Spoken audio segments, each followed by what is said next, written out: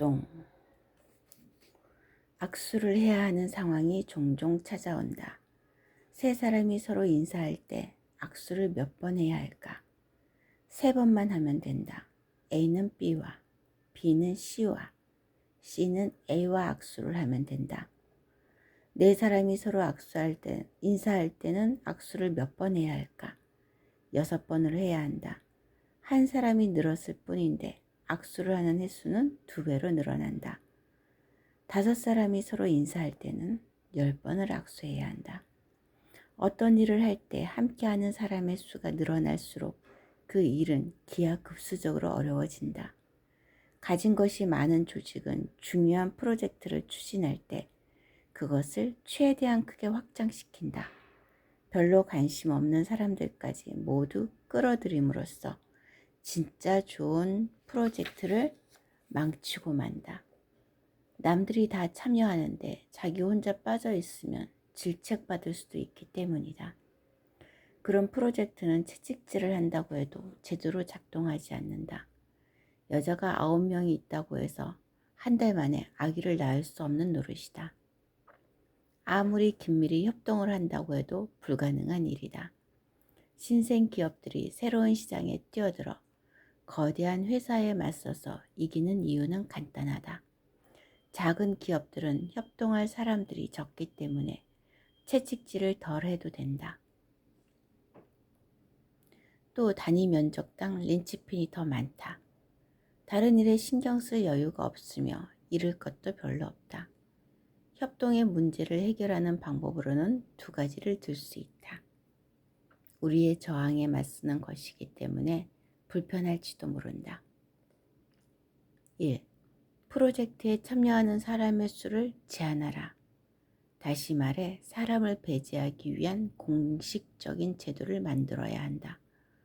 선의를 가지고 도와주려는 사람도 확고히 배제해야 한다. 모든 일에는 비밀주의를 적용해야 한다. 약속된 시간에 거대한 프로젝트의 위용을 깜짝 보여줌으로써 사람들에게 놀라움을 줄 것인지, 많은 사람들을 참여하게 해 평범한 프로젝트를 서서히 만들어낼 것인지 선택할 수 있다면 무엇을 선택하겠는가? 둘 중 하나를 선택해야 한다. 2. 프로젝트는 한 사람에게 책임을 맡겨야 한다. 2사람에게 공동 책임을 맡기거나 태스크포스나 위원회를 만들어 이끌어내서는 안 된다. 한 사람이 이끌어야 한다. 프로젝트에 그의 이름을 붙여야 한다. 그 사람이 모든 것을 결정해야 한다. 뒤늦게 허둥대지 말고 미리 겁을 먹고 조심하라. 뒤늦게 용기 내지 말고 일찍 뛰어들라. 나중에 몰아치지 말고 지금부터 채찍질을 하라. 뒤늦게 몰아치는 채찍질에는 너무나 많은 비용과 손실이 발생한다. 저항, 도마뱀 뇌. 도마뱀 뇌는 굶주리고 겁이 많고 화내고 충동적이다. 도마뱀 뇌는 먹는 것과 안전만을 원한다.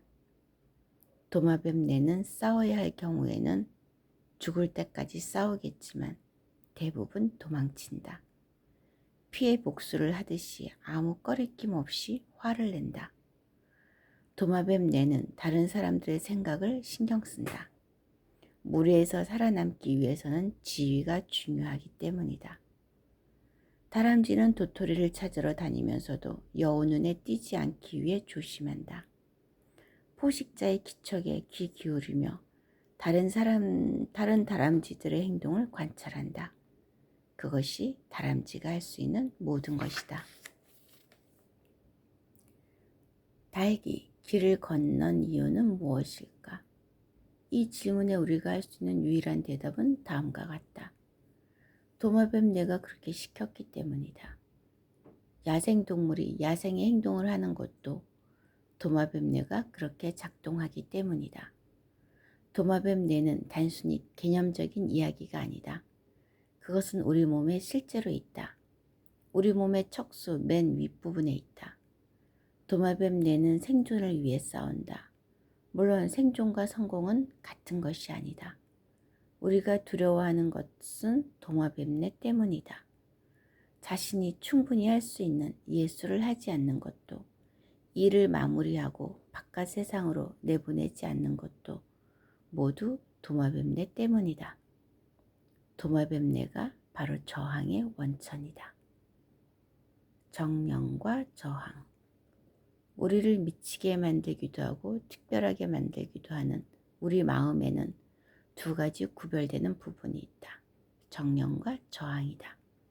정령은 훌륭한 생각, 혁신적인 통찰, 너그러움, 사랑, 관계, 다정함의 원천이다. 저항은 우리 정령과 다르게 세상을 욕하는데 모든 시간을 쏟는다. 저항은 도마뱀내 안에서 산다. 나는 정령에 대한 이야기를 엘리자베스 길버트의 테드 강연에서 처음 들었다. 그 강연의 원천이 된 루이스 하이드는 증여론도 읽었다. 그리스어로 정령을 데몬이라고 한다. 로마인들은 제니우스라고 불렀다. 그리스인들은 정령이 개개인 속에 각각 존재한다고 생각했다. 우리 안에 사는 정령은 예술이나 글과 같은 노력을 통해 자신의 모습을 드러내고자 끈질기게 노력한다. 정령이 자신의 모습을 드러내고 싶다고 느낄 때 위대한 작품이 탄생한다. 그러한 경우에만 행운이 찾아오는 것이다. 엘리자베스는 작가들의 삶이 실패에 쓰디쓴 채를 입안에 가득 문 채 좌절한 꿈의 쓰레기 더미 위에서 끝날 수 있다고 경고한다. 창조적인 모험이 왜 우리의 정신건강을 위협하는지 그녀는 묻는다. 글을 써지지 않는 상태를 일컫는 라이터스 블록이라는 말은 있어도 엔지니어에게는 그러한 고뇌를 일컫는 말이 없는 것은 무엇 때문일까? 이러한 범위는 정령과 저항이 충돌함으로써 생긴다. 사회는 예술가에게 천재적일 것을 요구하면서도 사회의 틀 안에서 천재성을 키워나가도록 요구한다. 이는 전혀 다른 업무다. 이는 전혀 다른 임무다. 번뇌, 물론 내 생각과 외부 세계 사이의 갈등을 의미한다. 하지만 그보다 눈에 띄지 않고 안전하기를 원하는 자신의 일부와 세상을 향해 소리 지르고 싶어하는 정령 사이의 투쟁이 바로 번뇌다. 매뉴얼을 따르면 번뇌할 필요가 없다. 저항에 곧바로 굴복하기 때문이다. 예술가는 정령이 말하는 것을 글로 쓴다. 자기 개발서의 고전이 된 최고의 나를 꺼내라에서 스티븐 프레스필드는 정령이 움직일 수 있도록 놓아주지 못하는 우리의 성향을 저항이라고 불렀다. 정령의 적은 저항이다. 정령이 통제하지 못하는 도마뱀내는 맡은 일이나 하도록 잠자코 앉아있도록 만든다. 내면의 천재성이 밖으로 나오지 못하도록 틀어막기 위해서 이러저러한 구실, 질병, 긴급한 상황, 산만함을 만들어낼 것이다. 저항은 두려워한다. 아이디어가 터져나올 때, 선물을 받을 때, 마법이 일어났을 때 내가 처할 상황을 두려워한다. 우리는 저항이 존재한다는 사실을 안다. 수없이 느꼈을 것이다. 물론 그처럼 어렴풋한 느낌에 특별한 이름을 붙이지 않았을 것이고 그러한 모든 증상을 인지하지 못했을 것이다. 하지만 그것이 자신의 일부라는 사실을 확신할 수는 있다. 나는 지금껏 수많은 저항이 개인, 팀, 기업을 파괴하는 모습을 보았다. 저항은 불손하고 영악하다. 온갖 질병으로 몸을 힘들게 만들고 어떤 일이든 질질 끌게 만든다. 무엇보다도 합리화를 만들어낸다. 끊임없이 자신을 합리화한다. 어쩌면 지금 당신도 경험하고 있을지 모른다. 저항은 100만 년 동안 지속되어 왔다. 도마뱀내는 쉽게 물러서지 않는다. 정령이 머무는 신피질은 진화론적 측면에서 최근 들어 비로소 발달한 부분이다. 그래서 정령은 강하지 못하다. 기회가 있을 때마다 도마뱀네는 우리 입을 다물게 만들 것이며 저항이 결국 이길 것이다. 저항은 엘리자베스 길버트를 거의 녹초로 만들었다. 먹고 기도하고 사랑하라. 가 수백만 권이 팔려나가자 이제 어떤 책을 써야 할지 두려웠다. 사람들은 내게 운명의 굴레를 뒤집어 씌웠죠. 다음 작품으로는 무엇을 쓰실 건가요? 전작보다 더 큰 성공을 거둘 수 있을 것이라고 생각하시나요? 너무나 큰 성공을 거둬 부담되진 않나요? 도마뱀네는 거들먹거리고 화를 내고 두려워한다. 그녀를 좌절하게 만들었다. 엘리자베스는 다음 책을 썼다. 제 시간에 맞춰 완성해 자신의 원고를 제본하기 위해 출력소로 갔다. 그 자리에 서서 자신이 쓴 책을 읽었다. 글을 쓸 때 느끼는 단순한 걱정이나 불안감은 달랐어요.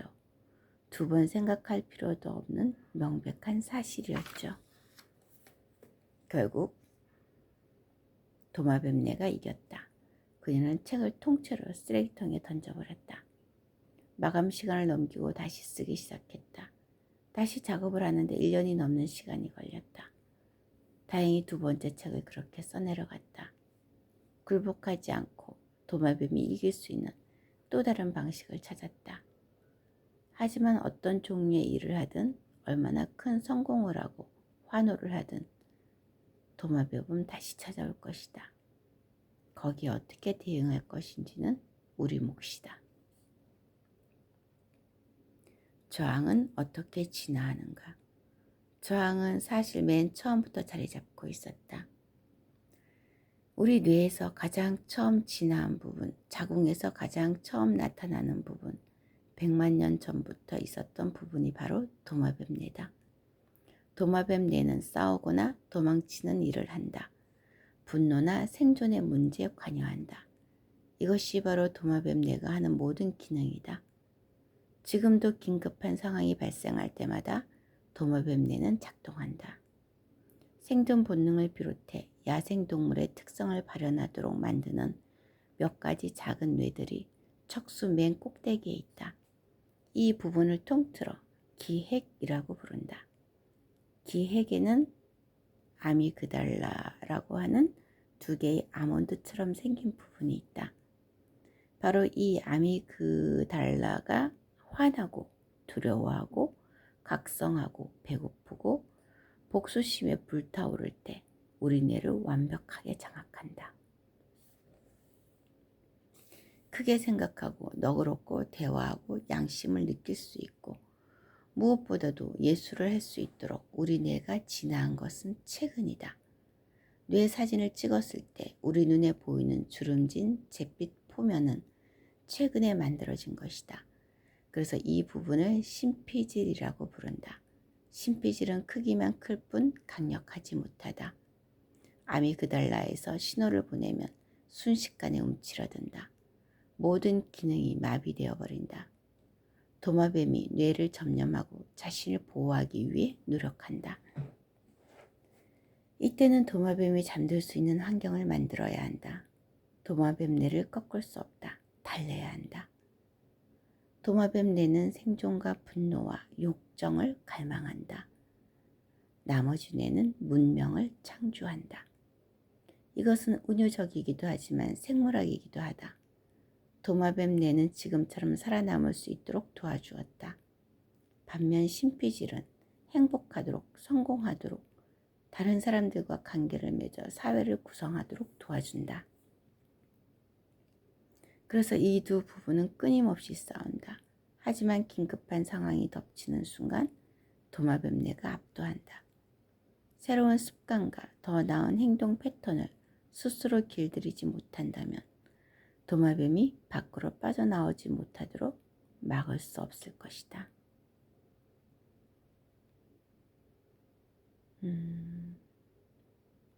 즉, 본능을 이기는 방법은 새로운 습관과 더 나은 행동 패턴을 스스로 길들여야 되네. 그래, 내가 봐도 이 방법밖에 없는 것 같아. 습관.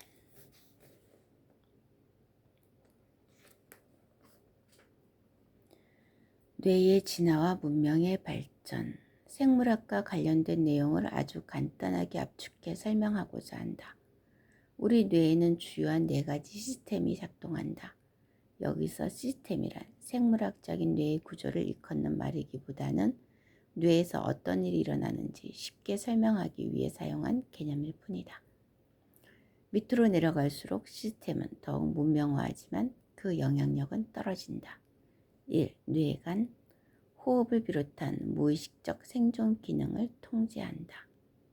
2. 변형계, 도마뱀 내 분노, 복수, 섹스, 두려움을 통제한다. 3. 소뇌, 협력과 운동신경을 통제한다. 4. 대뇌, 우리 뇌에서 가장 최근에 생기고 가장 진한 부분이지만 위의 세 부분의 지배를 받는다. 대뇌는 다시 네 부분으로 나눌 수 있다. 전두엽, 추론, 계획, 말하기, 동작, 문제 해결. 두정엽, 동작, 방향 감각, 인지, 자극의 인식. 후두엽, 시각. 측두엽, 듣기, 기억하기, 말하기. 내가 측두엽이 조금 떨어지는 것 같아.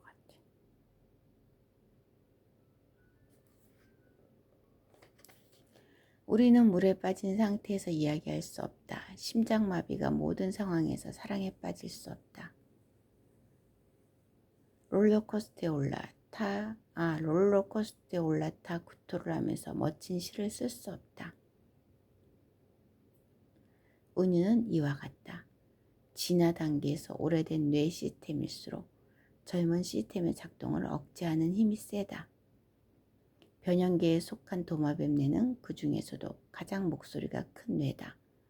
뇌관이 고장나 심장마비에 걸리거나 심각한 어지럼증을 겪는 일은 흔치 않겠지만 아미그달라가 소리를 질러 우리 뇌 속의 모든 문명화된 행동을 마비시키고 지배함으로써 우리가 가둬버리는 경험은 자주 일어난다. 1960년대 예일대학과 미국 정신건강연구원에서 의사이자 신경과학자로 일하던 폴 맥리는 삼중뇌라는 이론을 내놓았다. 이는 도마뱀 뇌 뒤에 있는 새로운 뇌의 일부를 연상하게 만든다. 도마뱀 뇌와 이성적인 뇌를 통합하는 역할을 하는 안와 전두 피지실의 기능을 연구한 안토니오 다마지오의 작업과 연계해 생각해보면 뇌의 두 부분이 끝없이 투쟁하고 협력하는 모습을 볼 수 있다. 두 개의 뇌를 가진 사람? 바로 내가 그런 사람이다. 물론 당신도 마찬가지다. 사람들은 왜 자기 파괴적인 일을 할까? 왜 어떤 사람들은 일주일 동안 공들여 작업한 문서를 미리 저장해 놓지 않아 모두 날려버리는 것일까? 왜 기업가들은 성공의 문턱까지 다다른 일을 한순간의 두려움으로 모두 망치는 것일까? 바로 우리가 인간이기 때문이다. 우리 머릿속에는 하나가 아니라 두 개의 목소리가 존재한다. 척수에 가까이 있는 뇌가 바깥에 있는 뇌보다 훨씬 강력한 화학물질을 분비한다. 그래서 격렬한 감정이 모든 일을 뒤엎는 상황이 자주 발생한다. 심각한 단기 기억 상실증으로 고생하는 여자가 있었다. 5분만 지나면 아무것도 기억하지 못했다. 매일 아침 눈을 뜰 때마다 새로운 삶이 시작되었다. 자신의 이름과 먼 과거에 있었던 일은 기억했지만 최근 1, 2년 사이에 일어난 일들은 전혀 기억하지 못했다. 매일 그녀는 진찰을 받았다. 하지만 매번 의사를 만날 때마다 처음 만나듯이 자신을 소개하고 악수를 했다. 어느 날 의사는 약간의 비윤리적인 실험을 했다. 자신의 손에 압정을 숨긴 채 악수를 한 것이다. 압정에 찔린 그녀는 깜짝 놀랐다. 의사는 이유를 설명했다. 잠시 후 그녀는 모든 것을 잊어버렸다.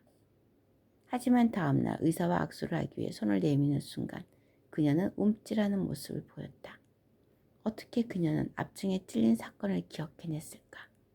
단기 기억 상실증은 분명했다. 속이는 것이 아니었다. 그녀는 고통을 회피하는 데 필요한 정보는 기억했다.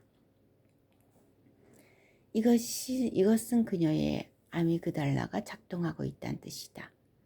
다른 뇌는 작동하지 않더라도 아미그달라는 자신만의 기억력을 가지고 생존 시스템을 유지하고 있었던 것이다. 가장 기본적인 생존이 위협을 받을 때 도마뱀뇌가 즉각 행동으로 뛰어든다. 이러한 각성이 일어나면 우리 뇌의 다른 부분은 작동하지 못한다. 이러한 상황에 대비하지 않았을 경우에는 더욱 그렇다.